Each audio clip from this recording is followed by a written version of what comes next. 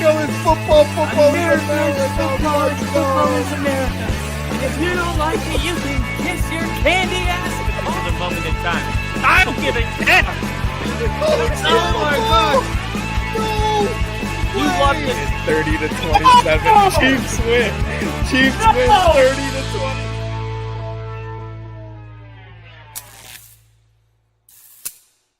Woo! Ladies and gentlemen, welcome to another episode of the Only Football Podcast. Tonight, we bring in Joe Stevens. How's it going? Sorry. No, you're good. Host of Seahawk Talk. We did an interview. We were just talking about it. It was about a year ago. We know it's before the season because the Broncos and Seahawks played week 1, and we were talking about that game. Didn't go in my favor. I remember a lot of things about that interview.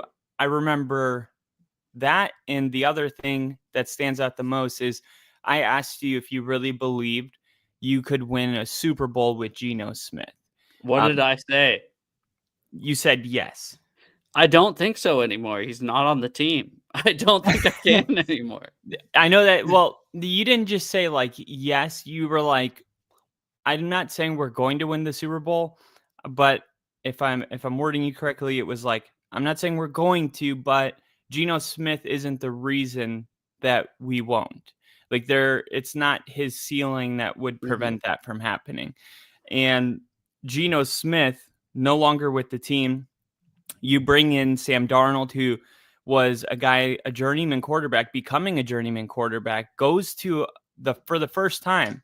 And I was on record saying Sam Darnold is going to have an amazing season.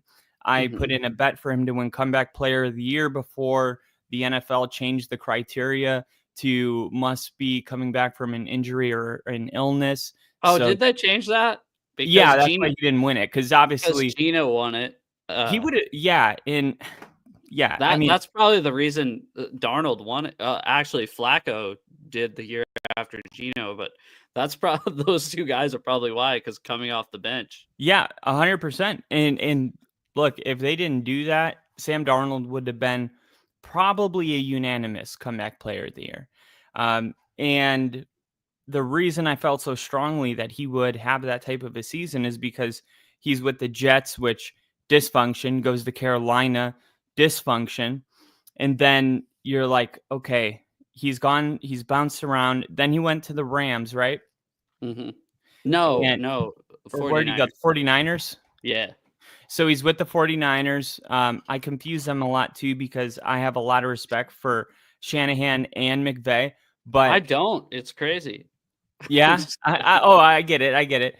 And then once he goes over to the Vikings, I'm like, this is the first time. He just had Kyle Shanahan, got his hands on him, and the influence that comes with that. And then B, he's with a guy like Kevin O'Connell, who's going to open up doors that none of these other places that, like specifically Carolina and the Jets, things that they just couldn't do.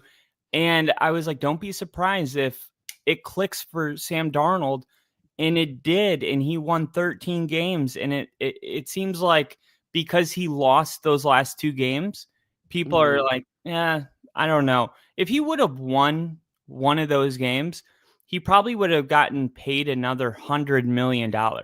So like in a way, the Seahawks got a massive discount for somebody that we don't even know his ceiling yet. We have no clue. And if you think you do know, you're wrong, because there's no way to tell. He has one successful season. By the way, his floor could be way worse than we're anticipating because there is no Jordan Addison, there is no Justin Jefferson or McVay. Now you're going with a completely different situation. Can you do it? I want to ask you, how do you feel about Sam Darnold in the contract? I think it was a bargain. Did you see the contract details came out today? No, I did not. Basically, they can move on from him next year without really any repercussions. Okay, so even more of a bargain. Yeah, exactly. Does he move the needle for me? No. But can we build a stellar defense? This is what we're going for. I think we're going kind of after the 2013 Seahawks, 2000 Ravens, even the 2015 Broncos. I think we're trying to build a stellar defense and have an offense that can kind of carry its own weight. And that's what we're going for. If it's better than that, then it's better than that. But he doesn't move the needle for me. He has more upside than Geno Smith, but how much more are we talking? Do you know what I mean? Because he's kind of Geno Smith 2.0. He's a guy that was a bust, and then he was a backup, and then he kind of came back. So if we can get a little different, just because in my perspective, Geno Smith, like, when did it click for him? Like 32? Yeah. Like Sam Darnold is 28 years old, if I remember correctly. That was a big thing. Yeah, he's 5 years younger than Geno. He's 5 years younger, and I really feel like when you look at Geno, where was Geno drafted? I'm trying to remember. He was a first rounder. Second rounder. I think it was pick 33, early? Pick 34. Yeah. Let me see. Draft spot. What pick was he? Whoa, he was a third rounder. No, he was a second rounder. No way. The Las Vegas Raiders acquired Geno. Oh no! No! We traded him for a third round pick. Let me see. So his draft position was, they got his combine in here. He ran a 4.6 basically. It was a 4.59. He seems faster on the field. 39th overall. 39th overall. So early second round pick. Sam Darnold is a number 2 overall guy. I know, and USC fans are really pulling for him too. I guess he was I guess he was kind of a stand-up guy when he was at South. Oh, he was Southern California.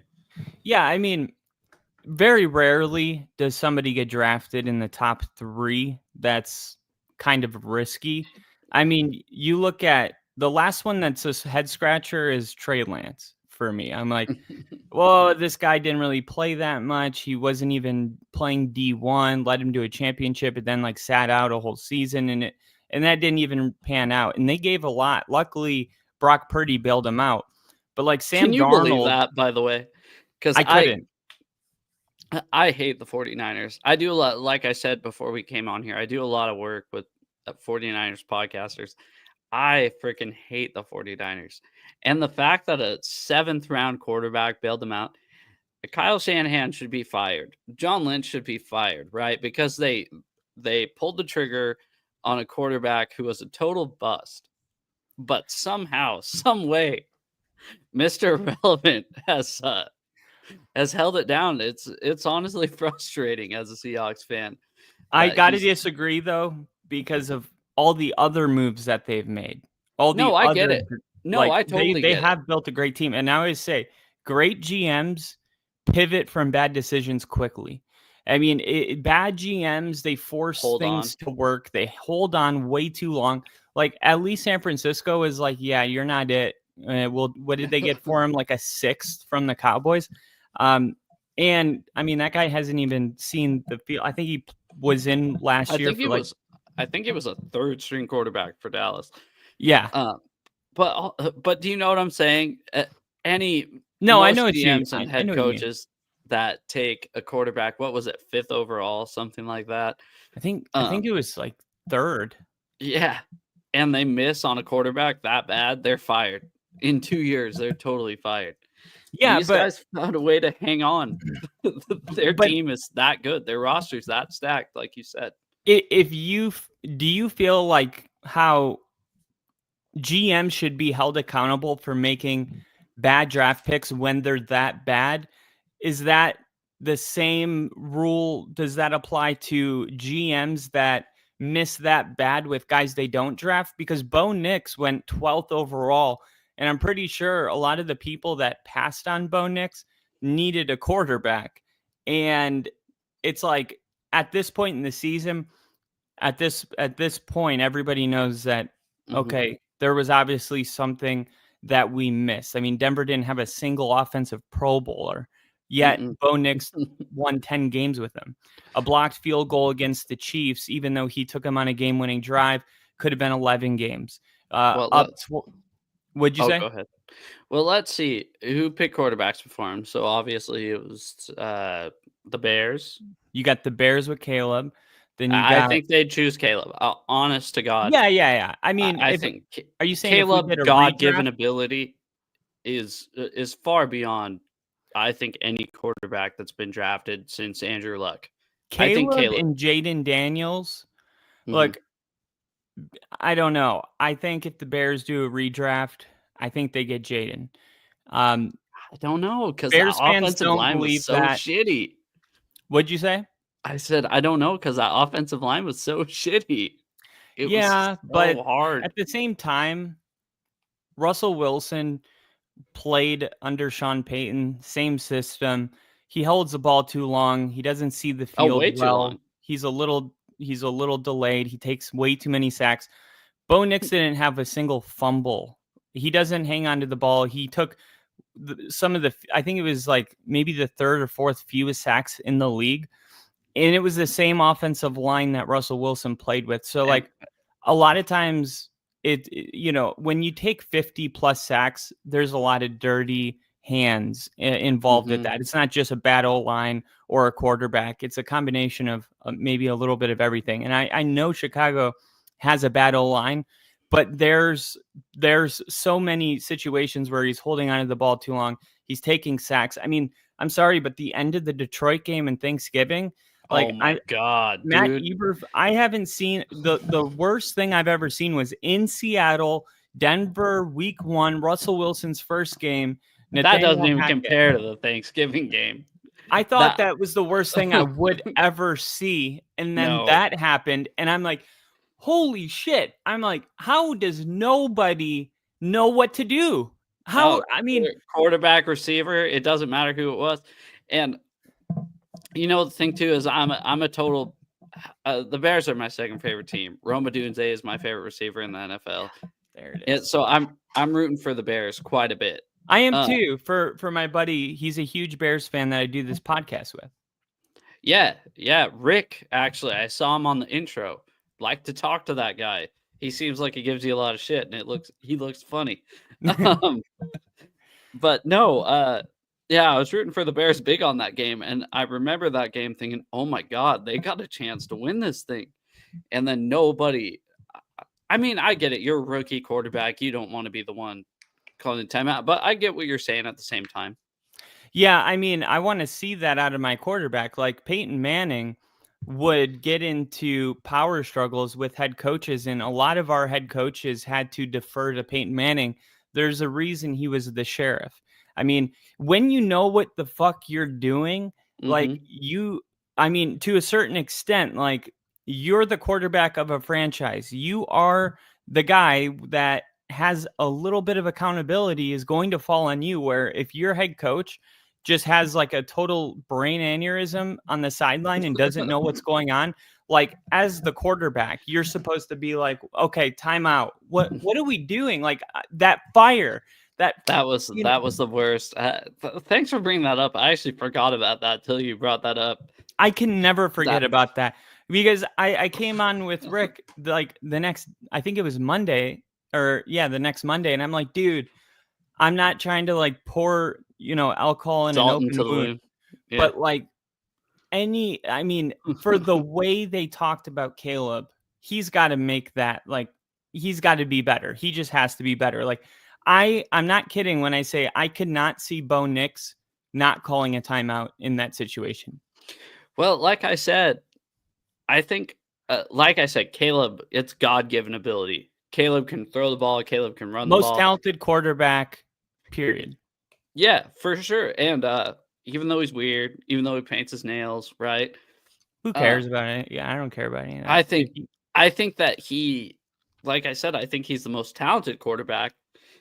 But do I think? I don't know. I've watched a lot of Bo Nix and I've watched a lot of Michael Penix, right? Being a Dogs fan. And I think those two quarterbacks were pro ready basically the year before last. They're both old coming into the draft, right? Oh, I think 24. No, yeah, but you understand. No, what I'm saying. relatively, yes. The COVID season and then injuries. Yeah, more experience than any quarterback ever entering the NFL. Caleb came out as a junior. I don't think he's mature. I can't speak on Drake May. I can't speak on Jaden Daniels, but I can speak on Bo Nix and I can speak on Michael Penix. I think both of them are two of the most mature quarterbacks to come out in the NFL draft in a long time. I think both of them were stellar picks. As much as I hate Bo Nix, I told you this. I don't root for Ducks unless they're on the Seahawks. But I mean, honestly, the maturity of those two compared to a guy like Caleb. Caleb's not mature, but he has a God-given talent. Maybe he'll get there. I don't know where I was going with this. But I agree. No. It's okay. That's what we do here. I mean, we're just we can do the weave here, but I mean, I think we're just trying to talk about the quarterbacks selected last year and the ones that didn't select, for instance, Bo Nix. I mean, and I'm not talking about quarterbacks that were taken. Like, I don't want the Bears to fire their GM for taking Caleb. Like, that would be the stupidest thing I've ever said here. Drake May confuses me. I don't trust North Carolina quarterbacks. Do you? I don't, but I didn't necessarily trust Texas Tech quarterbacks until Mahomes. I mean, like, I don't like that argument. I've never been a fan of that argument because that's to say, like, if it's never been done, it can never be done. And I'm like, well, that's not how it works. It was like Rick would always say when the Broncos played the Chiefs beat them like 11 times in a row. And he's like, I will start picking the Broncos when they beat the Chiefs. And I'm like, but that philosophy, you will be wrong before you're right, because you will never pick the Broncos when they do win. So I feel the same way with quarterbacks. Like, I don't like to paint a college as like they don't produce good quarterbacks. Because it's just like it puts all these players in a box and they're all unique, even like all Duck quarterbacks. Like, maybe they play in the same scheme. And a lot of draft analysts do this. They'll say, well, Bo Nix doesn't have a big arm. He threw the ball 67.5 air yards at the game I went to in Cincinnati. It was the longest throw since they've been tracking air yards since 2012. PJ Locke threw it like 67.8 air yards. And I'm like, let's put that whole arm talent thing to bed. But it was because they threw so many short dump off passes in Oregon. I'm like, no. As a draft analyst, you can't just be like, the scheme he's in. You're not analyzing the scheme. You're analyzing the player. And a lot of draft analysts, that's why they get so much wrong, is because they don't actually look at the player. They just look at the system he was in and say, does that translate to the NFL? Not keeping in mind that they could be introduced to an entirely different scheme when they get to the NFL. The question is, do they have the tools and abilities to fulfill that? That's the question. I'll tell you what. I saw Bo Nix. Now, this was me watching it live. It was Oregon State. So the Civil War in 2020, what year is it? So in 2023, God, I watched him roll all the way to the right. He was on his own 45-yard line, right? Watch him roll all the way to the right. I mean, and he was on the right hash mark. And you're thinking, this play's not going anywhere. He throws it to Tez Johnson in the fucking corner of the end zone on the opposite side of the field. And it's a touchdown. So I don't know. The field's 53.5 yards wide, right? And he's throwing it 55 yards down the field. I don't know how many air yards that is. But that's the moment when I saw him. And I tell, a lot of my friends are Huskies fans and Seahawks fans. And I pull up that clip because I thought the Seahawks were thinking about drafting him, right? And I go, if there's something to be positive about this, pull up this clip. It was Oregon State 2023, the last game of the season. And you watch that throw, it was right before halftime. And I was thinking, God, this guy has an arm. He really does. Because like you said, a lot of people think, oh, dink and dunk. Well, yeah, that's what because that worked for the team, right? Just like a Sean Payton offense, dink and dunk works for the team, but that doesn't mean he can't throw it. I don't know how many air yards that is. It's at least 55. So shit. Yeah, it's a shit ton. And like, I look at the teams like the Giants that were like, Bo Nix pass, Penix pass.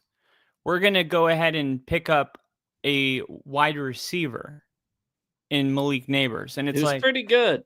He's very good. But that's like putting great rims on a Toyota Camry from 1998. You know, it's just like, all right. I mean, you got some weapons here, but ultimately, who's going to be 98 Camry, by the way? No, I'm totally fucking with you. Oh, I was about to say, I was like, well, I just couldn't think of a different car. I'm not a car guy. So I was like I was like, I'm in the middle of this metaphor and I don't have a car. No, but same thing with DK Metcalf. So this is a great transition because the Seahawks let DK walk and go get a bag of money. And for the Steelers, I'm like, okay, so you just paid DK all this money. Who's throwing him the ball? I mean, we don't know. No, isn't that the funniest shit? So DK wanted to be traded, right? And he goes, for one, let me put this out there. So Seahawks fans, we hated Russell Wilson when he got traded, right? You heard it on Monday Night Football. We all booed him. I was there. I booed the shit out of him. DK, we won't boo him. Geno, we won't boo him. You know why? Because it was a money thing. Russell wasn't a money thing. Russell wanted to go and be the guy somewhere else. Just get that out of the way. DK wanted to go to a place with warm weather and a stable quarterback situation. He went to a place with cold weather and probably, I mean, can you think of a worse quarterback situation? Yeah. The Giants. On par. But well, I mean, that's the thing. I don't believe that the Steelers don't have their quarterback situation handled. Who do you think it is? I think it's going to be Aaron Rodgers. Nah, dude, he's going to the Giants. He's going to, the Vikings. He's going to be Brett Favre 2.0. I was like, as soon as that trade from Darnold happened, I was like, if you're a football fan, you should be cheering for this. Like, yeah, for sure. But you know why? Because of comedy. I root for comedy in the NFL. I root for storylines. I mean, exactly. Like you know Russell Wilson, funny it would be. Or if he takes him to the NFC Championship and throws an interception in the fourth quarter that totally was unneeded, just like Brett Favre, it'd be hilarious. Yeah, it's just like it's fate. It's fate. I mean, it has to be. And I think Brett Favre was with the Jets for 2 years. No, he is with there for one. Was it just one? Yeah, well, but I guess we can count the first Rodgers year as a Jet as didn't count because he played like 5 snaps. So this is the way it had to happen because Brett Favre wasn't going to get traded to the Vikings, and he even talks about this. If you watch any of his you know, he's like, no, the plan was always to go back and prove him wrong, and he did, man. The Brett Favre that showed up in Lambeau in 2009, he talks about that being like he's never been that nervous for a game in his whole life. And I'm like, dude, this is so great. This is entertainment. This is like soap operas for men. Like, and it's real though. It's like, it's not fake. It's not scripted. It's not like WWF. I mean, I love this. It's scripted. Sorry. No, dude, people really do think that. And I'm like, also sorry for swearing. I don't know if you... No, you can swear here. We're not made for kids category, so me too. I was hoping that was the case. But like I just think if Rodgers went to the Vikings, I think he would do so much better than people think. Number one, you got the whole Kevin O'Connell thing, and I'm never gonna... line is great. Yeah, better offensive line, better head coach. I think the defense is getting it together. They're not great yet, but they were able to keep Byron Murphy, which was really impressive the season he just had. And then also Justin Jefferson and Jordan Addison. And what happened to Aaron Jones? Did he end up getting signed yet? Yeah, they signed him to extension. Yeah, so that would I reunite saw him that with his on running my back. news thing, but yeah. Oh, Jordan Mason traded. Oh, you didn't hear about that? I did, dude. I've been working I'm basically like behind on everything this offseason. I just got he got traded for like a promotion. 6th-round pick to the Vikings. Dude, that's who I wanted Denver to get. I'm so mad that it was a 6th-round pick. Like, why couldn't we do that? Really? I mean, come on. Javonte. That's why. Javonte's gone. He's with the Cowboys. What? Javonte Williams? Javonte was not going to get re-signed. I mean, the writing was on the wall since like week 8. He's with the Cowboys? Yeah, it's kind of like Zeke part 3. Like a guy that would, dude, I feel terrible too because Javonte, I mean, he hurt his knee and like. You're right. He had a catastrophic injury. Sorry. He just wasn't the same from that.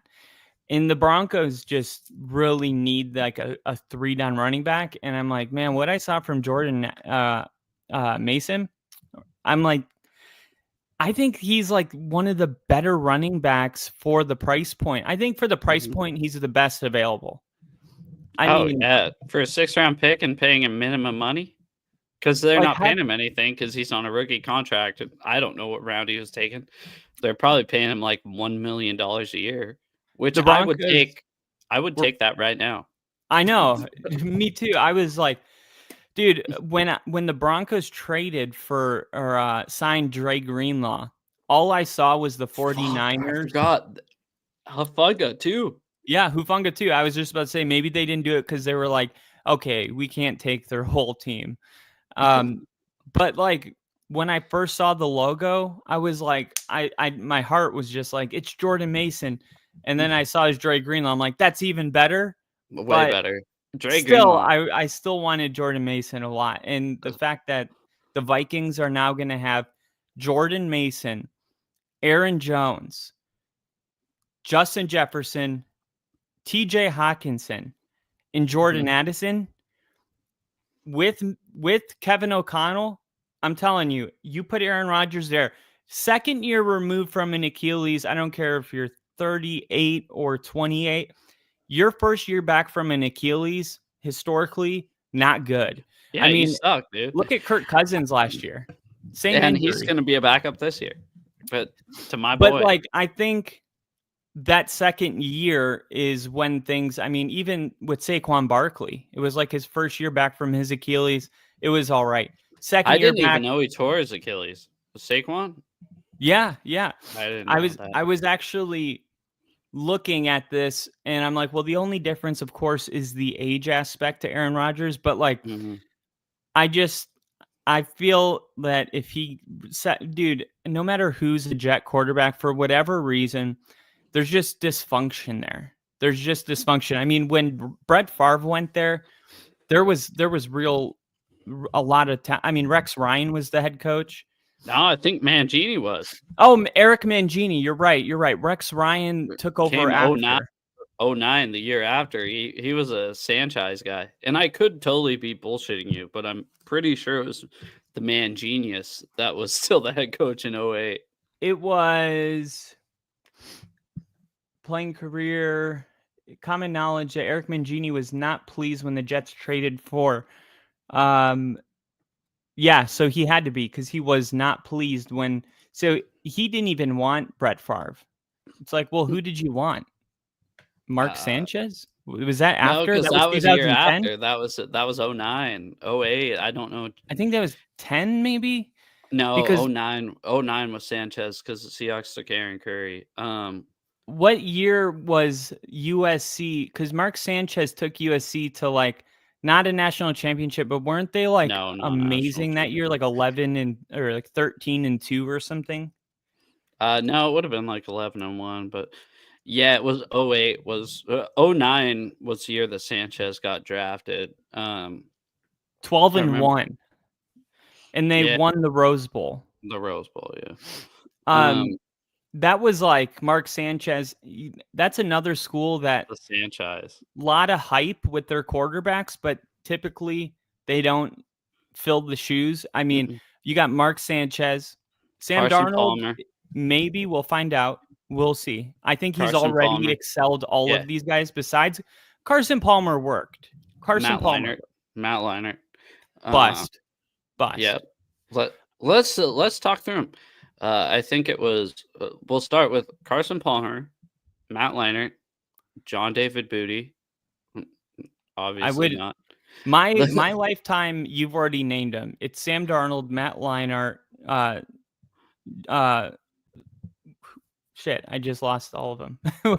Matt Leinart. I'll go in order. Carson Matt Palmer, Leinart, Matt Leinart, Mark Sanchez. Yeah, Carson Palmer, Matt Leinart, Mark Sanchez, and then John David Booty, who was not very good. I don't even know who this guy is.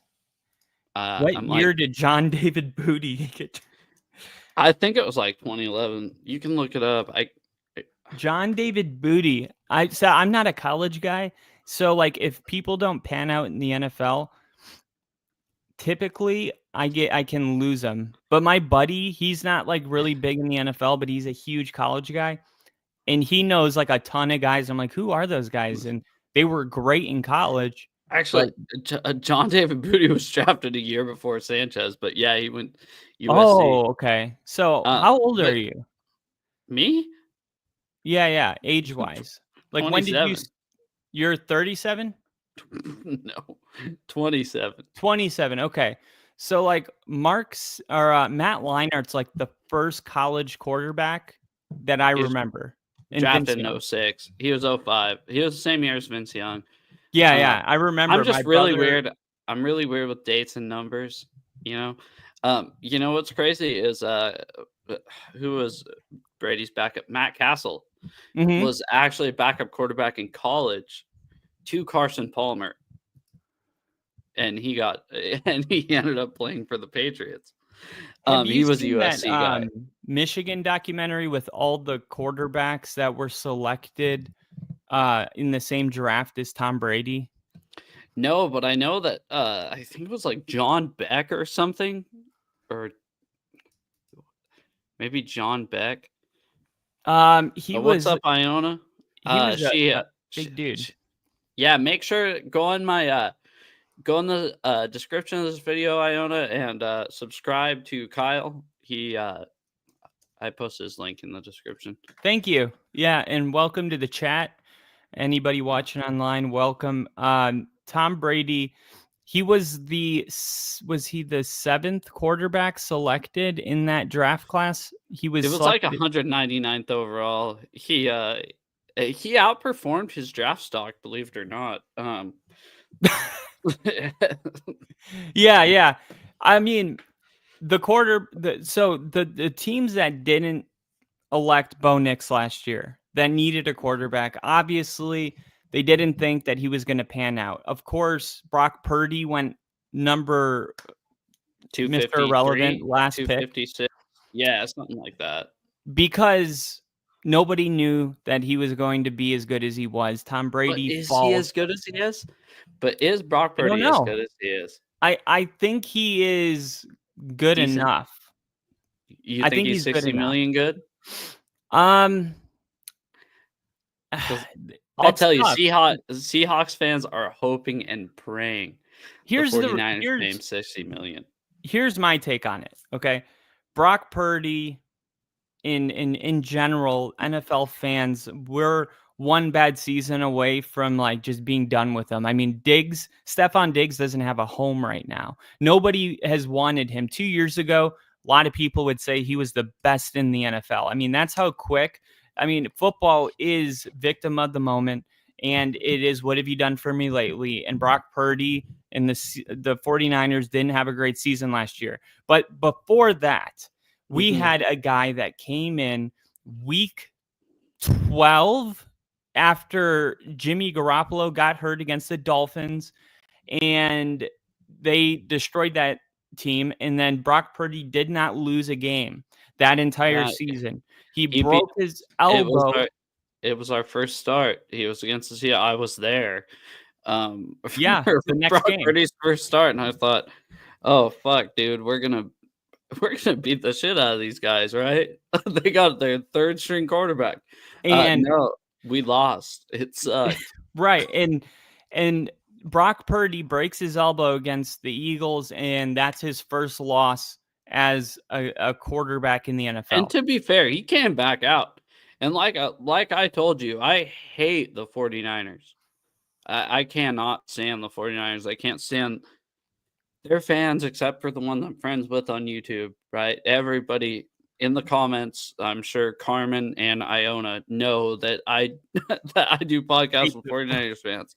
But when they come to their stadium, they're super disrespectful. They piss me off. I don't want to be around them. It sounds like a healthy rivalry. The second year, Brock Purdy, leads the team. He's the quarterback of this team, and they dominate. Week 1, they dominate. Week 2, week I think 1 they got off to a slow start. No. Their second season, Brock Purdy's second season, it was like week 1. I think they played. I think it was it the Seahawks? No, they played somebody week 1, and it was like 40 something. It was a blowout. Week 2 blowout. Week 3 blowout. Week 4 blowout. It was like the 49ers. Bring it up though. They went on a losing streak. Yep, and they lost 3 games in a row. So they lost on a Sunday, and then was it a Thursday night, and then they went into their bye time, and then they went to the bye, and they had a 5-3 like they didn't record. lose again. Yeah, they did not lose again for the rest of the year until the Super Bowl. Until they lost in the Super Bowl. So let's look at this sample size. We have Brock Purdy winning every game besides the broken elbow. He had a 3-game stretch where he lost 3 games, and then he won all of the other ones and almost won the Super Bowl. And nobody said in the Super Bowl that Brock Purdy looked like he didn't belong there. Nobody said that the moment looked too big for Brock Purdy. He stepped up. He made big throws. He took hits. He did all the things that a quarterback is asked to do. So he had 2 seasons where if he doesn't break his elbow against Philly, I think that the 49ers win that game. I think they go to the Super Bowl. Maybe they lose it because Shanahan does. They lose. And I think they lose. Maybe we're looking at a quarterback that's gone to 2 Super Bowls in his first 2 years and lost them both. That's still a hell of a lot better than a lot of teams. And now we're coming off of a year where the 49ers didn't play good. They lost a lot of players with injury, no CMC. And by the way, CMC is like the missing piece on all of this because right when Brock Purdy started, they also traded for CMC. These 2 things 2 happened. weeks before he started. And I don't think... Call him the Great White Hope, please. The Great White Hope. But these things happened at the same time. So I think that both of those things together produced these wins. So no CMC. You had Hufanga was injured last season. Greenlaw was out all year. The Trent 49ers Williams was hurt, but I don't even know if he's ever going to be the same again. Who is that? Trent Williams. Oh, Trent Williams. He was dealing with injuries. And I said right before that season started last year, sell all your 49ers stock because the vibes are not right in 49ers. That's what I said. Yeah. And they were all like, no. And I go, well, you're actually a terrible example as a Broncos fan. Why? No, I said the team that loses the Super Bowl usually is the team that's worse off, right? Mm-hmm. And I mean that by like the 2013 Broncos, they lost the Super Bowl 2 years, they were back and won it. Yeah, we lost in the divisional round of the Colts the year after. I was actually at the game. But do you know what I mean? It seems like usually like the Falcons. Look at the Lions. Bowl, never came back. Eagles never came back. I don't even know who went after that. They didn't go to the Lions. Super Bowl, never made it though. But they went to an NFC Championship game and then got upset by the Commanders in the divisional round. And what did Dan Campbell say after they lost in the championship game to the Niners? It's going to be a hell of a lot harder to get here next year. And the fact that we were up so big in the first half and let this one slip, played their worst third quarter of the entire year. He was right in that they didn't make it back to the conference championship. Like this game, even if you keep your roster together, which is very rare, but even if you keep all of your good pieces together, the reality is someone's going to get hurt next season. It's the most violent sport in the world, probably. And keeping a team healthy, it's nearly impossible. So I think we're looking at one off season from the 49ers. We're going to just throw it on Brock Purdy and say he's not worth paying. And I just don't know if it's fair. I really don't. I think he's earned something, because if it were that the 49ers just had a star team, then why didn't all the other backup quarterbacks look this good? Why is Nick Mullins on his fourth team? Dude, Nick Mullins was the shit. He almost beat the Seahawks, and I'm actually pretty sure he did in 2018. I just want to say something to you. As a Seahawks fan, the problem is Brock Purdy's a good quarterback. The problem is they didn't have to pay him, right? The problem is he was a good quarterback. They weren't paying him so they could pay everybody else. Yeah. We want an even playing field where he's a good quarterback, he's making good quarterback money, and then they have to field the roster. Does that make sense? 100%. It does. And I've been saying this about the Cowboys and a lot of other teams where I say, look, you got we know that there's two ways to win a Super Bowl. You have a top 2 quarterback, top 3, top 5, I'll give you, in the NFL. We're talking Lamar Jackson, Josh Allen, Patrick Mahomes, Joe Burrow. But none of them win Super Bowls except for fucking Patrick Mahomes. But those are the 5 that are worth paying, is what I'm saying. Oh, yeah. So that's one way to win a Super Bowl. The other way is to have a rookie quarterback on a rookie contract, and you're able to load the field with talent around him. And that's what the 49ers had the last 4 years. The one recipe that we know doesn't work is paying a mediocre quarterback record-breaking money. The Dolphins are going to find themselves here with the Cowboys and all the other teams that have paid their mediocre, above mediocre, but not top 5. No, mediocre. That makes it mediocre. Sounds rude, but middle of the pack. I think Dak's better than mediocre. When I think mediocre, I'm thinking of Geno. Yes. I mean, yeah, Sam Darnold, yeah, they're middle of the road quarterbacks. Here's what I always said with Geno, and this might have pissed some Seahawks fans off, maybe not, but you have let's say there are 32 teams. You have the 16th or 17th, the best quarterback, making veteran money, the least money out of the veterans. And that's why I always approved with Geno Smith, is because he wasn't making the money like a top 5 quarterback, but he wasn't a top 5 quarterback, right? So, right. I mean, but was he making top 5 money? No, he wasn't. That's what I'm saying. Right, right. Yeah, that's why you can get through paying him. I know this sounds fucking insane to not be a top 5 quarterback in the NFL, but that's why you can pay him $35 million a year, because he's not a top quarterback and you have that money to spread around. Yeah, and I feel like a little bit of awareness is good. So you got 2 other situations when it comes to money. You got Josh Allen, who just said on a podcast, he was like, you didn't break the market with money. You're coming off an MVP season. You could have broken the market. And he's like, I know that this is... And I didn't like him until then. I heard it. I heard it. Him say $5 million isn't going to... Yeah. He goes, what is $5 more million? He's like, at this point, like, there's nothing that I want that I can't have. And it's like, oh my God, somebody finally said it. Like, we've all been saying that, like, okay, if you can, as a quarterback, and if winning a Super Bowl is the most important thing, and Tom Brady was like this, I want to keep my guys together. So if that means I have to lose $10 million, then it's okay. I still have 250 instead of 255. Like, and I don't understand why this isn't more common.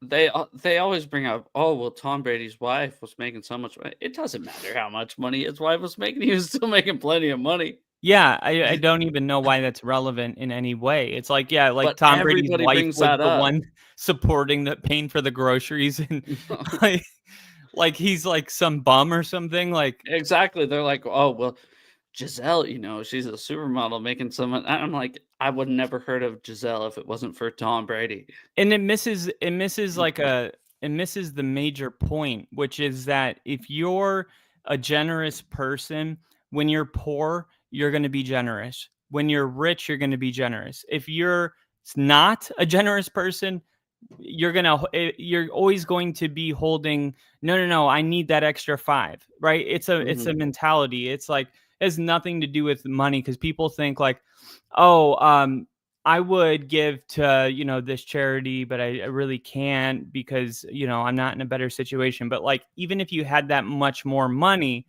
because I know this has happened to me. I've been like, I would like to donate, but I don't have that much money. Then you get a bonus, round up, ladies, and then that's what like, I do. Round up.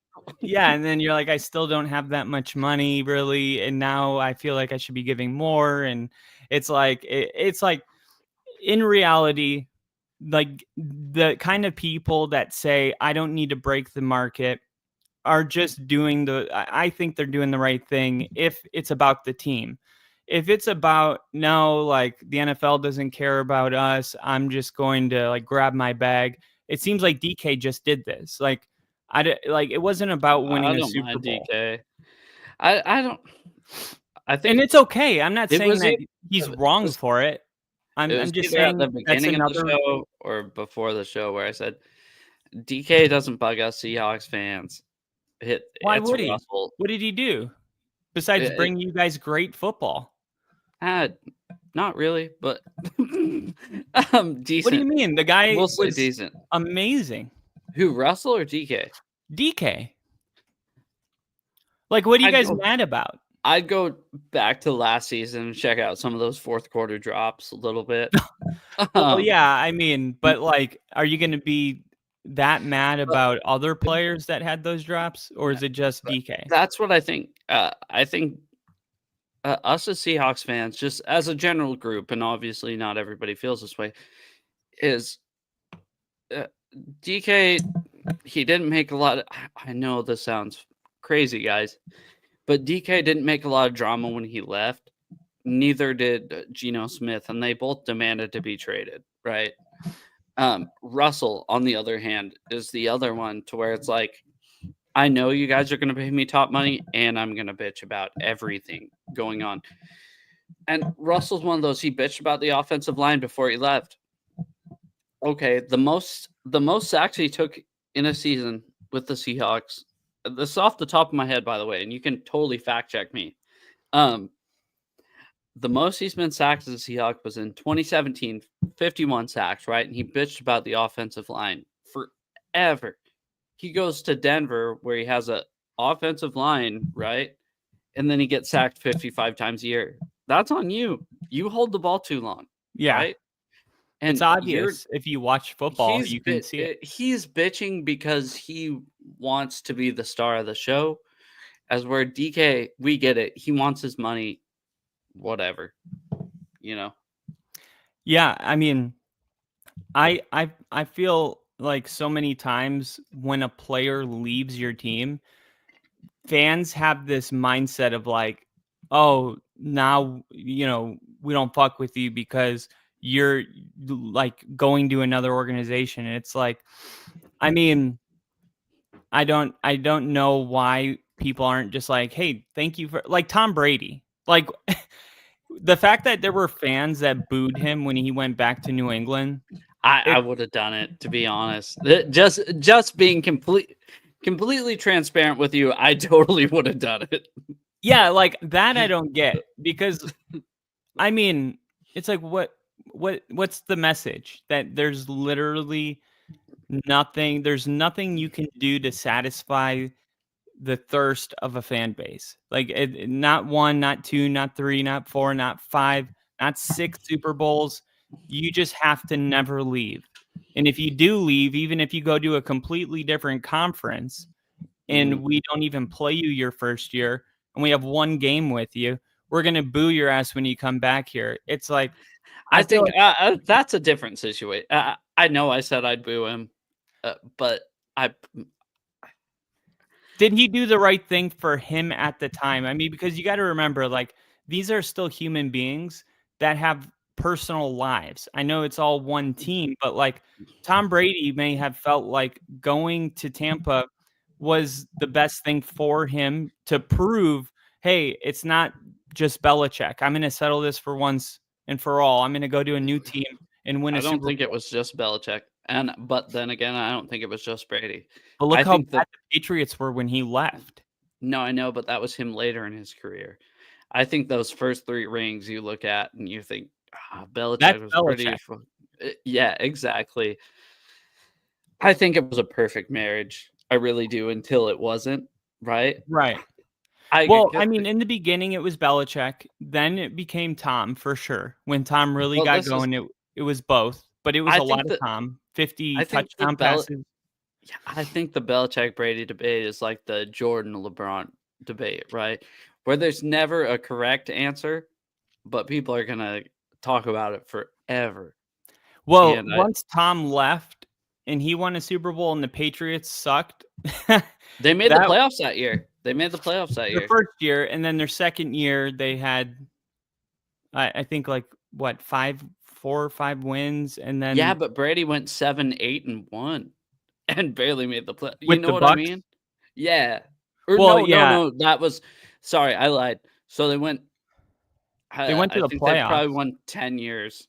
He played 3 seasons with the Bucs, right? Yeah, so he won 10 wins his second year. But the third year, I think he won 7-8-1 or got destroyed by the Cowboys. Exactly. I don't know. I think it was both of them together. I'm one of those people. I like Bill Belichick just because of the fact that he was such an asshole. You watch the Football Lives of Bill Belichick. He loves football, and that's all he loves, other than 24-year-old college girls. We got Jinja in the chat. What's up, Jinja? He says he respects the hell out of the loyalty for Seahawks fans, 12th man, and says it's more like Jordan Phil Jackson, which is... I get it. Yeah, it's coach. Good comparison there. You watch basketball much? I do. Yeah, I don't really. I'm a big fan of Charles Barkley on Inside the NBA. That's my guy. Any reason? He's funny as fuck, dude. Are you kidding me? I mean, Charles is the man. I feel like a lot of those guys are getting to that age where it's like they need to retire, bring some fresh blood and then in. it's too young. It's like a lot of the younger guys are like you feel like John Morant when you figure out he's like a private school kid and shit. And he's at the mall, and you're like, what are you doing, dude? That's not you, right? You're not hood. And I realize as a white guy saying that sounds no, but I feel like Lil Wayne said it best, because a lot of us, because I'm with you, like that's my initial thought as well. Like, dude, why are you pretending that you've lived this life that you haven't, and why do you want to? Where's your head at? But then what Wayne said was really good, because he said, do you know what that guy does? Like, do you know who he's, I don't know. Do you? Which is to say, like, yeah, he did grow up that way. For instance, you've seen Boys in the Hood. No. You've never seen Boys in the Hood. Dude, you need to watch that movie ASAP. That is I won't. I probably won't. It's an amazing I don't know, film. just because I won't. It's an amazing movie. You're missing out. And it's very important to understand a entirely portion of our culture, because you have a storyline of what was going on in central Los Angeles in the 80s and the 90s, and what was really going on in that timeline, right? Because it was like a jungle. There were people getting pushed to this side where it's like, we'll just put them all in here. And it was like, you might die every single day. It's like being in the military. It's like a war zone. And these guys, man, they're the guy that played one of the bad gangsters in that movie. He was a private school kid. He was not in real life. He was not a gangster, but he played this role and started to believe like, this is who I am. He was like a method actor.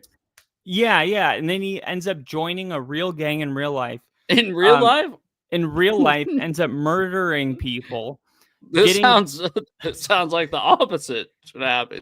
Right. Goes to prison and then apparently like converts to Christianity, but they sell him with a Satanist worshiper, and they find his body dead like 5 days later, and there's like a satanic markings on his body where they basically, this guy sacrificed his body in the prison cell. It's the weirdest story ever, but all that to say, this guy was so influenced by this role that he played, because everybody tends to want what they don't have. So if you grow up, method actors, dude.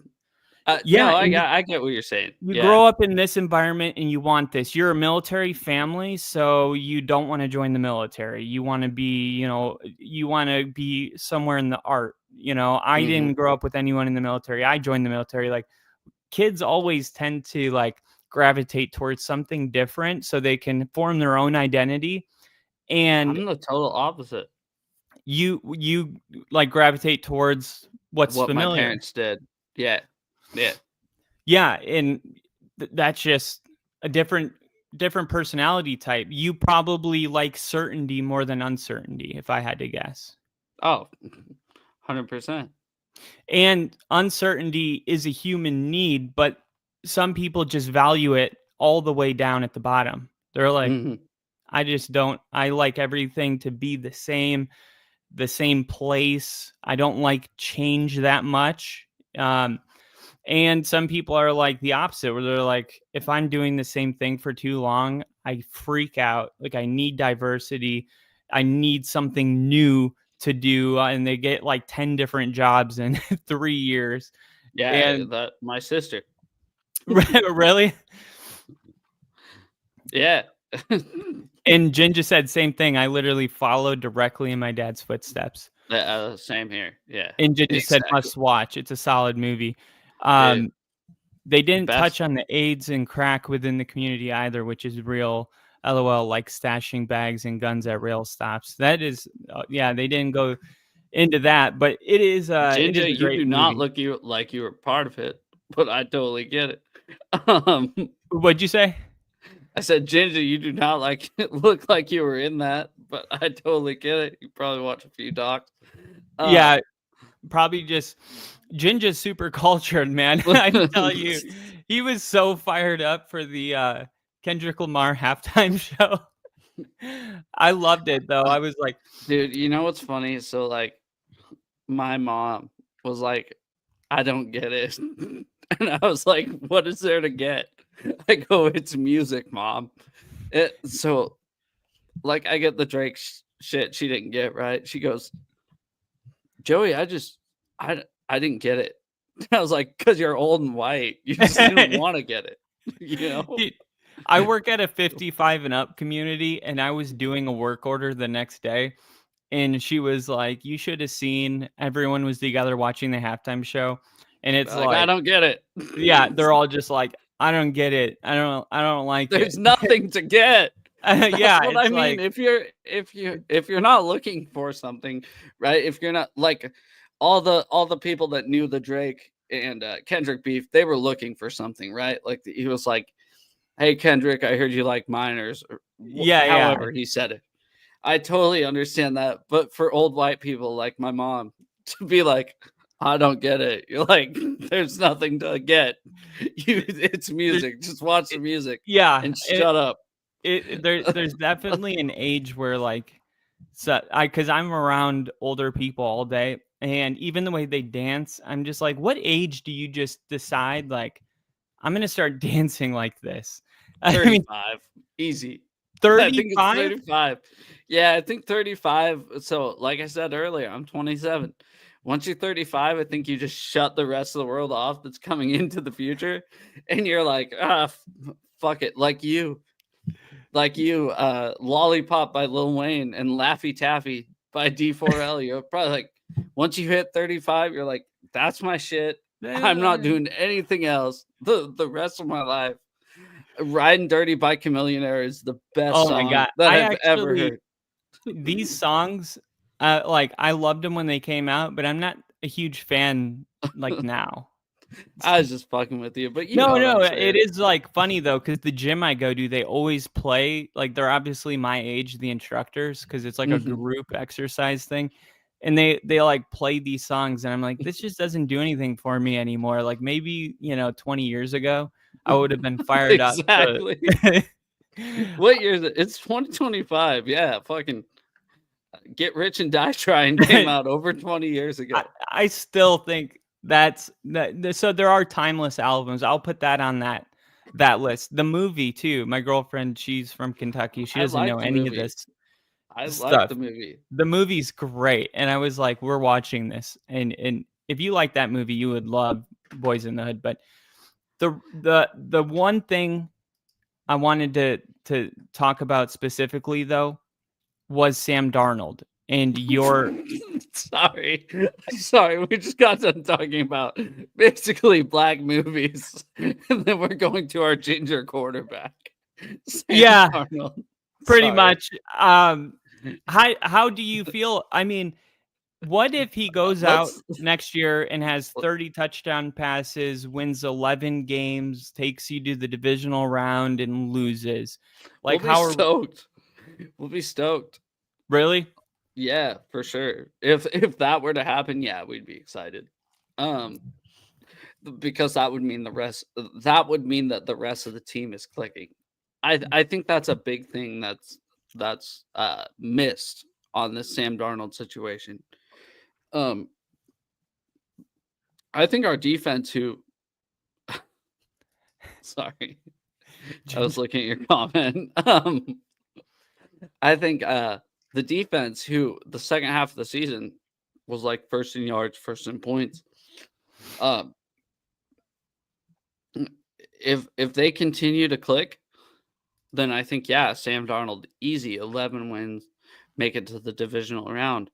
If he's carrying the team on his back and we make it to 11 wins and we make it to the divisional round, I think there might be a bigger problem with the team. I don't think it's all on Darnold. We signed Cooper Kupp 2 days ago. I don't know if you saw that. I did. The Seahawks the Seahawks are just the NFC's Steelers, in my opinion. Oh my God. So me and my boy, we do Seahawks coast to coast every Tuesday. And we were calling the Steelers the AFC Seahawks. That's funny because it's basically the same thing. We have been good since 2010, and the Steelers have been good since 2005 and 2004. Yeah, they went 15-1 and 04. Still didn't beat go the to Seahawks. So that was 05. Well, the 2004 was because they beat Denver in the AFC Championship, right? In 05. In 05. But was that 06? No, that was 06. January of 06. So I was thinking maybe that was Ben Roethlisberger's second season, right? Yeah, 04 was his rookie year. So September of 2004 was Ben's rookie year. And he was backing up Tommy Maddox his rookie year. Can I read this? This rugged motherfucker with a pelican beak on his face is the epitome of ginger. Should be the Jory West of gingers, but that's Ron Howard. Yeah, what's up, Ginger? No, he's talking about Sam Darnold. Oh, nice. Yeah, you. Oh no, he's talking about him. I don't know, but shout out whoever he's talking about. I love the passion, whoever you're talking about. Either you're talking about you or Darnold, but nice. Ginger's all passion. But I mean, you guys been good forever, but it's like we've been good forever. Wilson, the problem is we haven't been great for forever. And I think the Patriots ruined that. 2013, 2014, 10 years. No, 2010. That's the first year we made a run in the playoffs, is what I'll say. No, but I'm saying you guys won the Super Bowl in 2013. Well, yeah. January. We'll call it February of 2014. We won the Super Bowl. And then you should have won conversation. Yeah, I hate that football does this because it's always like. So if I say like we're the 2013 Super Bowl champions, that I means know what Super you're Bowl talking 48. about. We won in February of 14. Yeah, but yeah. Now basketball is harder because basketball is like fucking 3 months each or 5 months each. But like for the Seahawks, like for a while, it was like Denver hasn't made the playoffs since they won Super Bowl 50. Which the Seahawks just make the playoffs but lose. And that's exactly what I was about to say, which is like 10 years. And that Super Bowl where you guys should have ran it in 2015. It was 2014, but 2015. You guys should have ran the football, whatever. That was like, you guys were kind of on top of the world. You were about to be back to back. For sure. And that was a big turning point because you guys win that Super Bowl. And Russ has 2 rings. And Tom Brady has 3. The Seahawks have 2 rings. But yeah, Tom Brady would have 3. Tom Brady would have 3, and he would have 2. And then it's like neck and neck. Instead, Tom gets 4, and you guys Russ stays with 1. And that point. Take Russ out of the equation. I have to use Russ because it was like the turning point for Russell Wilson's career is tied to the Seahawks for the next 7 years. No, forever. Forever? Yeah, no, I think so. Forever. I think Russell Wilson's career will always be remembered as a Seahawk because that's when he was. Best. Yeah, for sure. And like because the Seahawks have been good and go to the playoffs and lose, it's like nobody says like, oh, they have like the Broncos. It's like they haven't been to the playoffs in 10 years, but it's like the Seahawks and the Steelers both have this thing where it's like, who cares that we're better than media? All we're doing is screwing ourselves because we're not bad enough to get a good draft pick. We have enough talent and good coaching we have a good enough foundation here to not, to have winning seasons. But it's like at some point it's vanilla and you're like, when is there going to be actual explosiveness, excitement, real energy, and not just like, oh, we could win every game, but we also could lose. Like it's I totally get it, and that's the problem. I think a lot of the Seahawks fans hopped on the bandwagon in 2010 when we beat the Saints, right? Or let's just even say 2012, Russ's rookie year. And as me, as a not being a total douchebag, but as a real Seahawks fan, somebody that's with us, I've seen us go 4-12. Sorry, I was born in 97. I couldn't see us go 2-14, but I've seen us go 4-12. I've seen the fan base dip, right? And that's why, but me super selfishly hopes we suck. I hope we fucking suck. Because you don't want Sam Darnold. You would rather no, than Sam Darnold. That's nothing to do with it. That the thing is to do with it is I'm sick of all these fucking fair weather fans, and you could see it this year. You could get out. Seriously, like the same thing with Denver. It was like all of these fans that were like wanted Sean fired after the Bills game, and I'm like, we had no Pro Bowlers. We took the biggest cap hit in NFL history. We drafted a quarterback that everybody thought was a second-round draft pick, but when Sean did his own internal process, he said to George, our GM, we can't be the only guys seeing this. He saw something that they actually didn't see. He developed an offense for Bo Nix to come in and throw for 27 touchdown passes from week 10, week 8 to week 18. He had 33 total touchdowns, a receiving touchdown. Like he had a game where he had 2 games with 4 touchdown passes. Like the reality is, if you don't win the Super Bowl, there's like a group of fans that all of a sudden shit on the head coach. They're like, we didn't run the ball enough. And it's like, there's people that want, exactly. There's a group of fans on Twitter, which I shouldn't be on fucking Twitter, dude. Twitter sucks. Dude, I get so angry. Me too. And not just, you're just a Broncos fan, right? But I'm a Huskies and a Seahawks fan. So I God, I don't know if I mentioned this earlier. I fucking hate Oregon like a lot.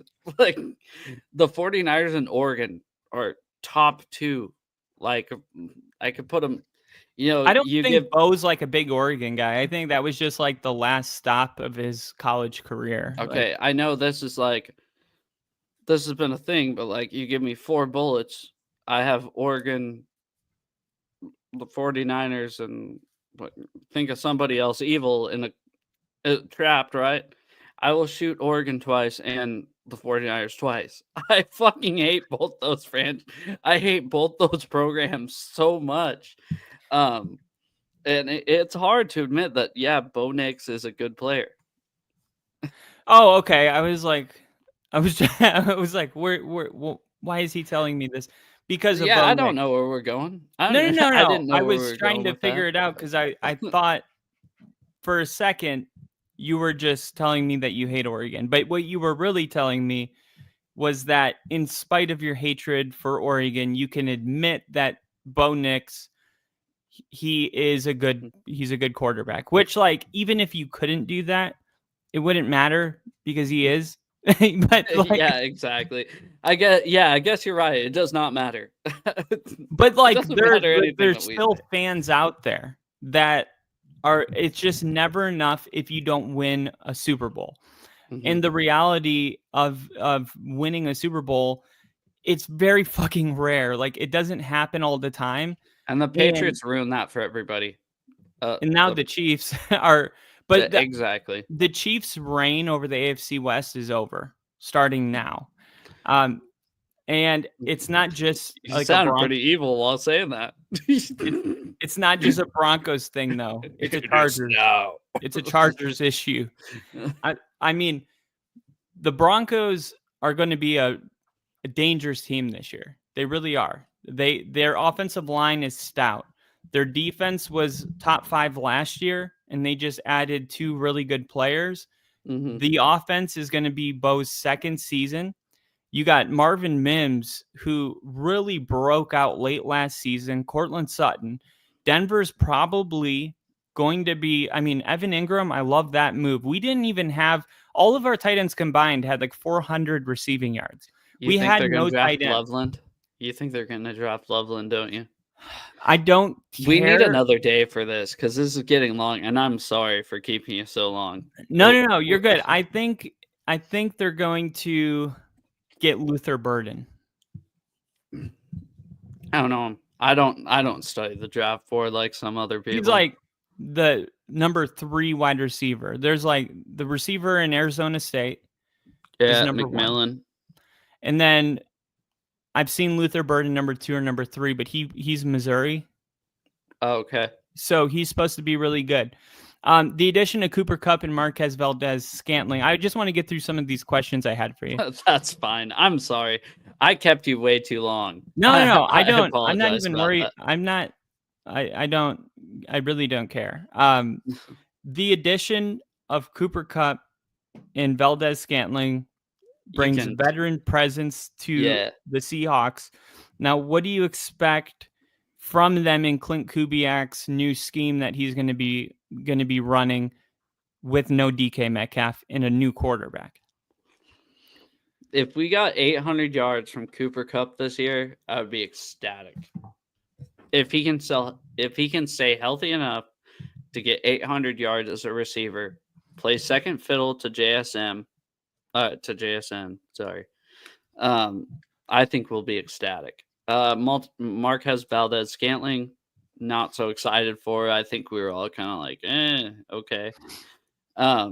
You know what I mean? He's kind of like a third option. But if Cooper Kupp can stay healthy, we'll be ecstatic. But the question is, he's missed 18 games in the past 3 years. So that's yeah. I don't think he's going to stay healthy too. Do you have to go? No. Sorry. Oh, okay. I just wanted to make sure that I wasn't holding you. No. I was just making sure you were fine. I felt bad for talking your ear off about just hating Oregon and stuff. Oh, like no, don't. Ninja said.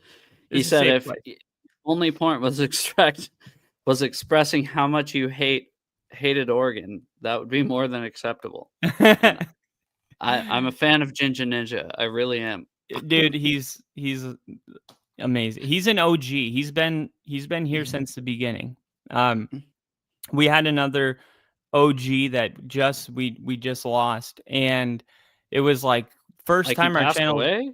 Yeah, he passed away, wow, and sorry. it was like, yeah, thank you. It was really hard on the channel, and Jinja's like that other guy, that's been here since the beginning, so he's awesome.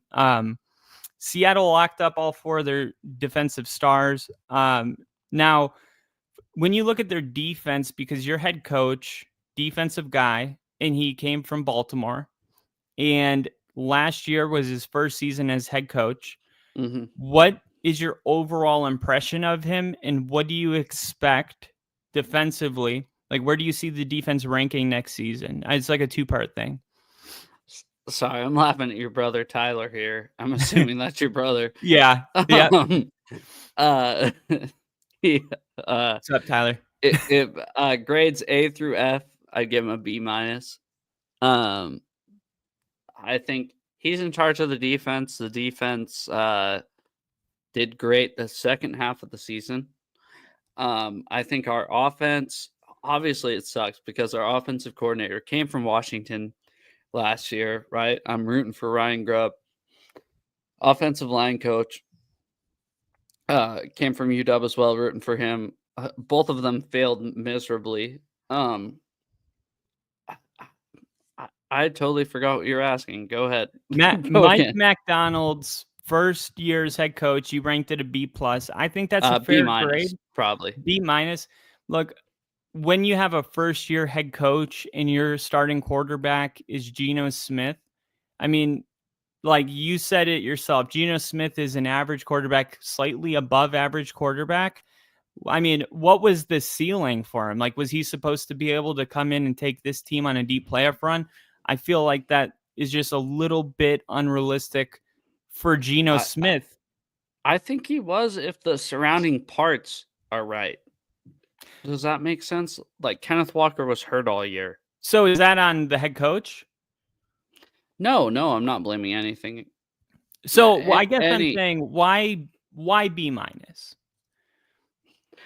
Because I think the defense started the year slow.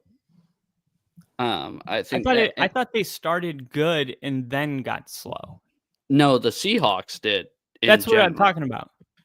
But the defense is what Mike's in charge of. Okay. I mean, I know they played good against the Broncos in week 1. And I remember that game. I was like, the Seahawks defense is going to be a problem. And then week 2, they played like all right. And then I think it started getting bad. And then it got better. Yeah, we started getting it. It was such a weird thing. So the offense started really hot. Your brother's a badass. The offense started really hot, and then it like flip-flopped mid-season, right? I think right after we lost to the Giants, and that was a big one. And a lot of the players said, "Oh, we took the Giants lightly." And if you look back, that's the difference between us making the playoffs and not, was that one game. Because you go to every tiebreaker between the Seahawks and the Rams for the NFC West, and strength of victory was the tiebreaker. That the Rams didn't play week 18 because they said they didn't care about seeding. So they were like, yeah, we don't care. If we're going to win the Super Bowl, we're going to have to beat any of these teams. No, going into that game. Right. Going into the Rams game? Let's take week 18 out of the picture. Gotcha. If we would have beat the Giants, that game still would have mattered. Okay, I hear what you're saying. Okay. So that was a big thing, and it just seemed like he still doesn't have his guys, right? It seemed like Geno and DK demanding to get traded. I've never seen that under Pete Carroll. I've never seen a player demand to be traded under Pete Carroll, other than Marshawn Lynch, who wanted to go play for Oakland a year after he retired. Oh, yeah, I guess you got me there. You definitely got me there. But no, he's definitely a hard ass compared to Pete. It's just completely different vibes in Seattle than there were 2 years ago. Yeah, I think a first year is always hard when you've had somebody for so long, especially if that guy won a Super Bowl for you. You know what the perfect example is? Mike Shanahan in Denver. He won a Super Bowl, 2 Super Bowls for us, and then we went on a stretch of mediocrity. And when he got fired, even though he had done nothing for us lately, it was weird. And when they brought in Josh McDaniels, it was like he started Mike Shanahan was the coach before they brought in Josh McDaniels? Yeah. He was there for a lot longer than I thought. Yeah, so dude, he was there till 2009? He was the head. My whole life I knew Mike Shanahan. Then Josh McDaniels was the head coach, and we went 6-0. That 6th game being a key win against the Patriots, where it was Bill Belichick versus Josh McDaniels, and then we went 8-8 that year. Yeah, no, it was on the top 10 worst single season collapse. Yeah, total collapse. And then the year 2 was even worse, and then he got fired. And Who was the coach in 2011? In 2011, we had we had Gary Kubiak, but before Gary Kubiak, John Fox, yeah. He was. I was trying to think of his name because John Fox, and this is what's interesting is 2012, Denver brings in Manning. We started the season 1-4, lost against Houston, and then week 5, it was Thursday night. The Broncos are playing the Chargers. They're down 24-0. And I'm sorry, they were 1-3. So they were facing 1-4, down 24-0. The Broncos come back and win that game. They don't lose for the rest of the year until they end up being the number 1 seed. And that was the Hail Mary in the divisional round with Joe Flacco and Jacoby Jones. And that was like heartbreaking because it took a Hail Mary for them to win that game, and they won the Super Bowl that year. Mm-hmm. The next year, by a lot, by the way, unless the lights went out. By a lot. Yeah. And then the next season, week 1's Ravens-Broncos revenge game, Manning throws 7 touchdown passes. Yeah, I remember that one. Yeah. And that would be like a sign of things to come because he would break the record. Hasn't been broken yet. 55 touchdowns that season. Best offense historically in so many ways, yards, points. Okay, best offense. So here's the question. Who's the best defense of all time? So the 2013 Seahawks? We beat the number 1 offense of all time. I mean, I think the 2013 Seahawks defense is, the 85 Bears, I wasn't there for it, so it's hard to say. Me neither. I can't understand. But they beat the Patriots and fucking long neck guy. Steve Grogan was their quarterback, right? The 2000 Ravens beat Kerry Collins and the Giants. The Seahawks held the 2013 Broncos to 8 points in the Super Bowl, 43-8. That is insane. Our defense outscored Denver's offense. Dude, I know. Sorry. I get irritated that, I think it's whatever the opposite of recency bias is. I think the Seahawks are on the short end of the stick with that one. The 2013 Seahawks is, fucking insane to hold Peyton Manning and that Broncos offense to 8 points throughout 4 quarters. I wish Tavares Jackson took snaps in the Super Bowl. Sorry, go ahead. I was just saying, if that game would have been in a dome or in warm weather, I think that would have helped a lot. But everyone knew Manning couldn't play in the cold. He's out there with fucking receiver gloves on. First snap of the game is over the head. Manny Ramirez was their center. And you're just like, this isn't it. What's crazy too is, as a Seahawks fan, right? Obviously, so I don't, like I said, I was born in 97. I never watched the 85 Bears. I was 3 years old when the 2000 Ravens won the Super Bowl. But fucking that game, I think it was 22-0 headed into halftime. And as a Seahawks fan, you're still nervous because that 2013 Broncos team was so they were so dynamite at offense. You're like, dude, we can blow this at any second. And then when Percy Harvin returned that kickoff for a touchdown, first play of the second half, 12 seconds in, by the way, pretty cool. I don't know. That was probably one of the best days of my life. Even though it was one of the worst days of my life. Yeah. Yeah, I was like getting in fights. I was getting in fights. I was out drinking in downtown Miami, and like I would be like stumbling down the block, and some guy that had no dog in the fight would talk shit because I'm, it's like, oh boy, imagine how I felt a year later. Throwing the ball at the 2-yard line. Dude, I mean, but at least you guys got a good... That's the question. Is it better to get blown out or for it to be a good game and lose in that way? Which is blown out. You know why? Because even though I was 7 years old or 8 years old when we lost to the Steelers, for one, there wasn't as much expectation. So I think that was another thing you have to put on it. But it was different. When you beat yourselves like that, when you throw an interception at the 2-yard line, there's so much turmoil because the team didn't lose. The team didn't lose, right? That was your decision that lost. And it just, the whole national media questioning you, it sucked.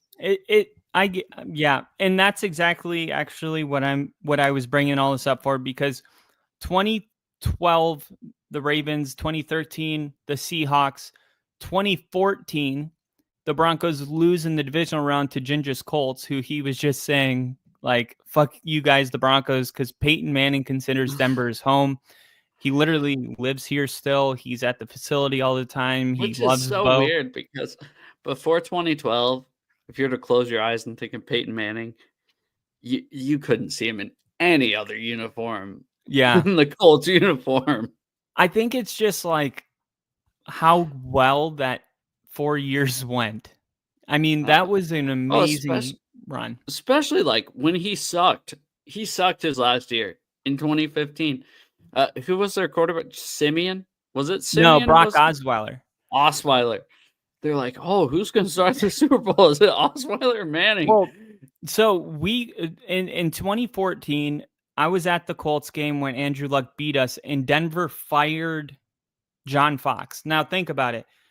2 years with Manning, 1 Super Bowl, record-breaking offense. I always wondered why they fired John Fox. And they fired him. So then, because like, look, it's not just about the success you're having. It's the success you're having relative to the players you have. Like the Bucks, I'm not a big basketball guy, but I know the Bucks had a good record and they fired their head coach. And it's like, everyone's like, why would they do that? They have a good record. And it's like, because they should be better. Mm-hmm. And that's one of those things where you have a good team for a long time. But at what point is it where it's like, yeah, Mike Tomlin should be having more success than what he's had? And I'm like, I tell people all the time, I'm like, how do you figure who's his quarterback? Like, who's his best quarterback in the last 10 years? Ben Roethlisberger at the end of his career, Ben Roethlisberger, an aging Ben. Then you gave him Kenny Pickett, then Russell Wilson, awesome. And Justin Fields. Kenny Pickett's the best. Small hands Pickett. I mean, it's like this guy's won 10 games in his first 13 and had no real quarterback. And yet people just get so bored of the same narrative that they can't see anything else. And it's like, why don't you let the Steelers roll with a real quarterback? Same with the Seahawks. Like, who's going to be that guy for the Seahawks where it's like, nobody that's on the roster now. Top 10 quarterback. Who? No. Sam Darnold. And nobody in the draft. I'll tell you what, if the Seahawks reach for Jackson Dart, that will piss me off.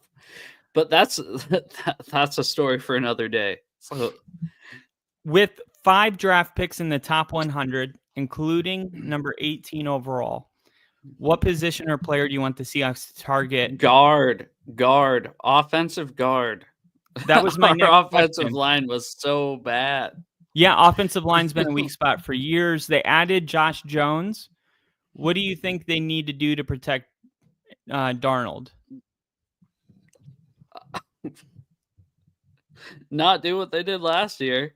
Well, is there a guy? Is there a guy in the draft that you're like the Ohio State guy? I don't even remember his name.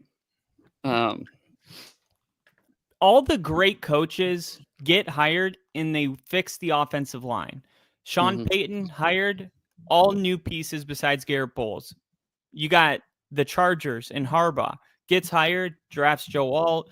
He's like, all right, we got Rashawn Slater. Let's build our guards. We're going to just have a dope offensive line. See, what's bizarre with the Seahawks is the only two positions we have on the offensive line are the bookend tackles. Left tackle, we got it covered with Charles Cross. I'm not saying he's an all-pro or anything, but he's above average. Right tackle, as long as he's healthy, Abraham Lucas. But center guard is kind of an issue. You got the running back in Kenneth Walker. He's a 3-down back, but he's had injury concerns. Yep. Is he somebody that you think can stay healthy, or is it time to start thinking ahead of time, like we have to have a backup plan? He can't stay healthy. Do. Charbonnet. Zach Charbonnet is the backup plan. Do you think he deserves more playing time? No. Because when he's filled in, no, it's okay. Do you have, why not? I mean, he's not as explosive.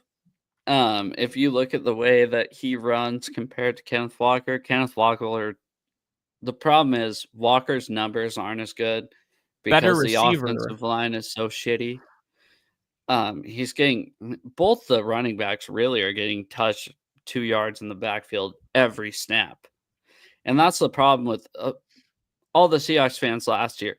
Run the ball. Well, they try to run the ball. They can't run the fucking ball because you have no offensive line, right?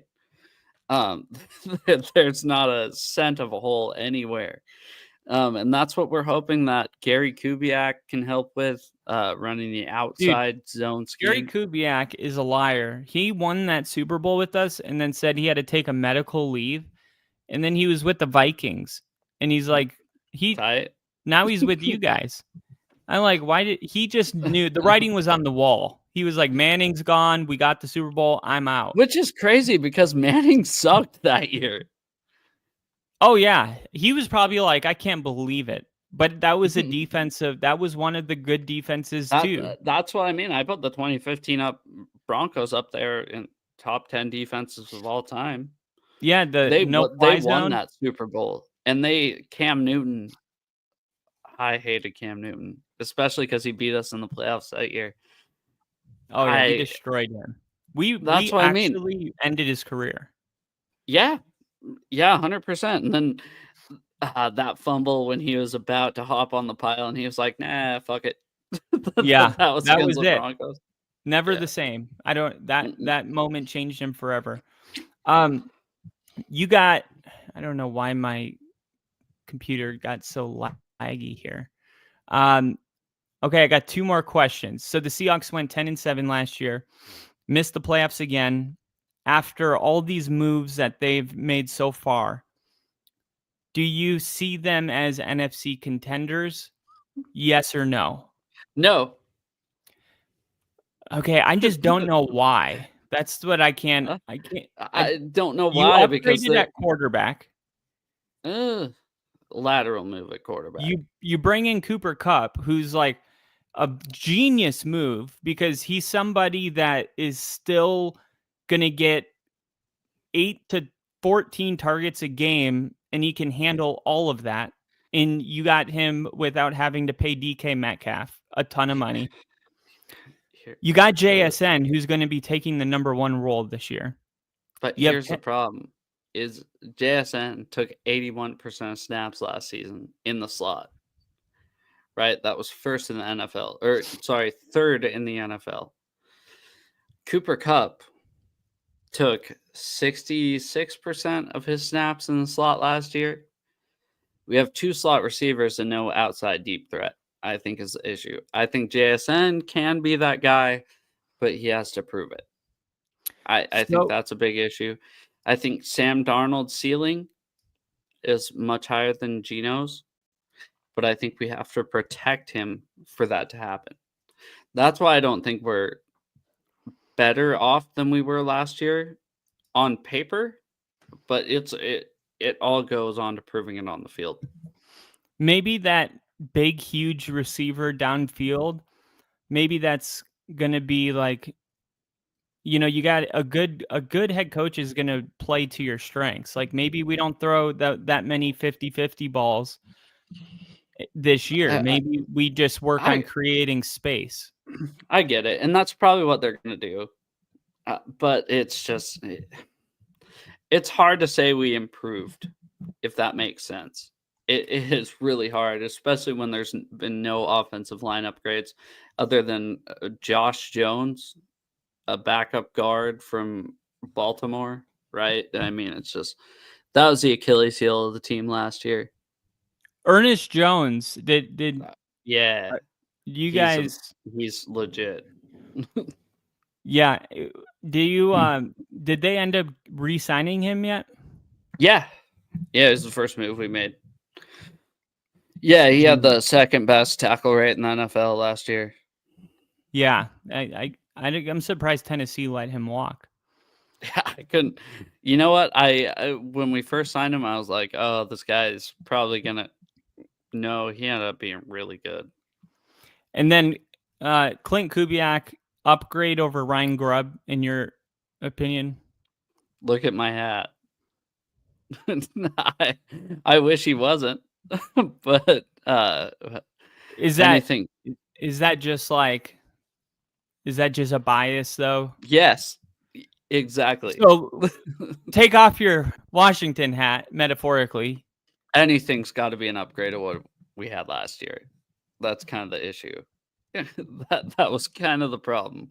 Was I think it all comes down to our offensive line. Can't do anything if they don't block. Okay, and then your 2025 opponents. This is going to be probably easy-ish. You got the Panthers, the Titans. You got the Colts. You got, of course, Cardinals, Rams, and 49ers. Saints.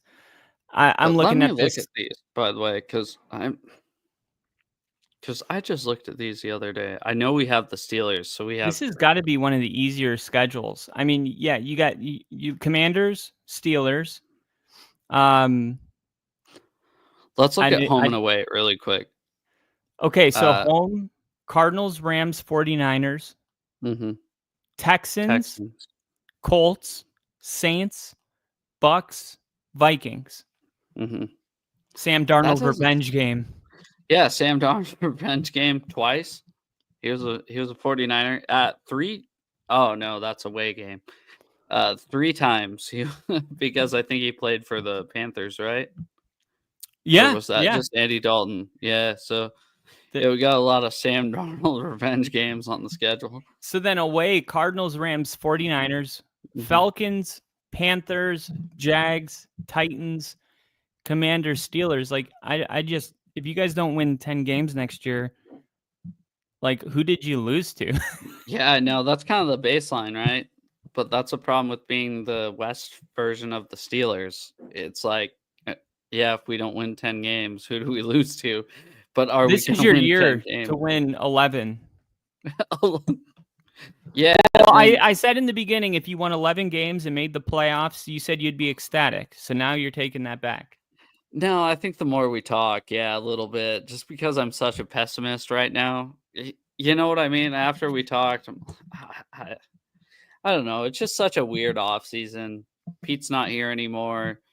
Pete's coaching with the Raiders. We trade Geno to the Raiders. Do you think the Raiders are going to be good? But I think they're better than they were last year. Yeah, I think they'll win like 7 games. Which is better than what they did last year. Right? I think I was talking to a guy earlier about this. Is Geno is an upgrade over what they had, which is nothing. So it's like, oh, is Aiden O'Connell gonna beat him out? It's all upside. Yeah, so I don't know. I'm a Raiders fan this year. So yeah, I've seen every interview that I've done. I've pulled up the opponents of that team, and like this has got to be the best one I've seen. The Seahawks. Yeah, like this is pretty good. Yeah. When we say it out loud, yeah, we got the whole AFC South and NFC South, which historically are not great teams. And the 49ers are not like the juggernaut that they were. I'm not saying that those games aren't going to be tough because I know that they have your number. But dude, what have they done? That's another thing. Is what have the 49ers done to get better? Exactly. That's exactly what I'm saying. So like this isn't the same 49ers team. So like then I think the Cardinals and the Rams. The Cardinals are weird and the Rams are weird because the Rams were supposed to suck last year. No, I never thought that. I did. I looked at their roster and I thought, man, this is like one of the worst rosters in the NFC. And yeah, they did not suck. They ended up winning the division. Yeah, the Ram. I mean, in Stafford's, who did they brought in Devontae Adams and like the Cooper Kupp thing, which is so under the radar. I didn't even realize Adams played for the Rams until a couple of days ago. I didn't even realize he signed with them. Oh, okay. Yeah. I mean, yes. I heard about it right away, and I've been like under a rock. I'm sure. I'm going to be honest. I'm sure I did with all the moves that were going on, but I didn't really think anything of it. Right. And then I just saw it, and I was like, "Wow, that's weird." I don't even remember hearing about that. And for the Rams, I think it's a genius move because it's like, okay, Cooper Kupp wants this amount of money. This is the production we're getting out of him. And then you got to take their situation into consideration that they have Puka Nacua, who's the clear number one. So they're like, so we're really comparing two wide receiver twos. One of them's going to want a big contract, bigger. And the other one we think Devontae Adams has wide receiver one upside. And because he's on his his third team in 2 years, people are like, no, he's done. He is not done. Like, if he would have had better quarterback play in New York. He's making more than Kupp, though. I just looked that up. Sorry. How much? He's getting 22. So maybe the Kupp's thinking is that 15. Devontae Adams is just a one-for-one better receiver right now. And then you look at the injuries, because Cooper Kupp hasn't been the same since his 2021 season. Yeah, he hasn't. That production hasn't been there since. No. So, I mean, I think it's a good move for the Rams. And for Stafford, he was testing free agency, and he apparently was ready to sign a big deal with the Giants. And then at the last second, he ends up staying with the Rams. And I'm like, yeah, I mean, if you're Stafford and you're trying to win a Super Bowl, are you really going to go to the Giants? Like, come on. No, and it's like, I don't know, just the Giants in general. Like, even if you're not say you're just trying to make it to the playoffs, like you said, win one playoff game, I don't think the Giants are the answer at all. No way. I mean, I could see him going to the Steelers. Yeah, that would make sense. The Steelers seem like the move decent. I mean, I think for Rodgers too, it's like the Steelers or the Vikings. The Vikings. Oh, we talked about this already. Yeah. And like why it makes sense is like, okay, who gives a wide receiver all that money if they don't have the quarterback plan figured out? So I felt like, okay, we're going to hear about the Steelers and Aaron Rodgers tomorrow or the next day. No. And then nothing. And I'm like, did they really do this without a plan? Like, that's hilarious. But I was laughing at Cleveland fucking making a meeting with Russell Wilson. I was hoping he would have signed there. That would have been so funny. I think there's still a chance. Have you seen his his workout videos he's been posting. Oh, He trust looks me, terrible. I don't know if you realize I'm a Seahawk fan, and we've seen his workout videos for the last 10 years. But he was slimmer then. No, he looks like a he chubby high schooler out there. He was gaining weight in Seattle before we traded him to you That guys. was the first thing Sean made him do when he got here. He's like, lose 15 pounds, give me the keys to your office, and go park with the rest of the team. What the hell is going on here? Stop wearing your own jersey to practice, you fucking weirdo. Yeah. No high knees, dude. He did high knees on the airplane to London. Yeah, no more high knees on transatlantic flights. Okay. Well, God, it was so awesome when we traded him to you, because everybody's like, "Oh, the Seahawks don't got nothing." We ended up making the playoffs that year, and we got a top 5 draft pick because of the Broncos. In a weird way, though, it all worked out for us. No, I totally understand. You guys are actually way better off than what I thought you would be. But that's the power of the drafting the right quarterback and having the right head coach and the right GM and the right owner. That's the same GM that traded for us, right? Peyton? Yeah. I mean, but Sean's like making the personnel moves. Mm-hmm. George is doing contract stuff, but like Sean's the one that, I mean, all you really need to know is that when Sean was in his 3rd interview with Denver, George Payton wasn't allowed in the room. Like, that's God, the Let's Ride. I'll never forget.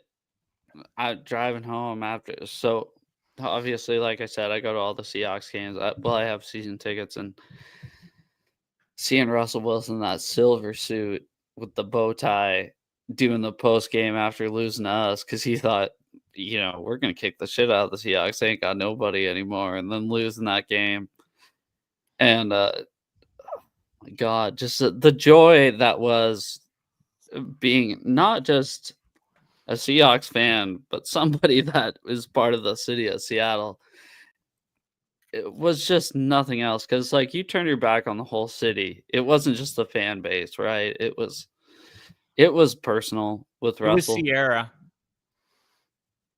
Yeah, it was. Sam, our biggest losses are Drake, Greenlaw, Jordan Mason. All the others were mid. Shout out McNider, by the way. We do drafts every Saturday. Mock drafts. I don't believe you. I'll prove it. Sorry. That was the exact opposite of what I meant to say.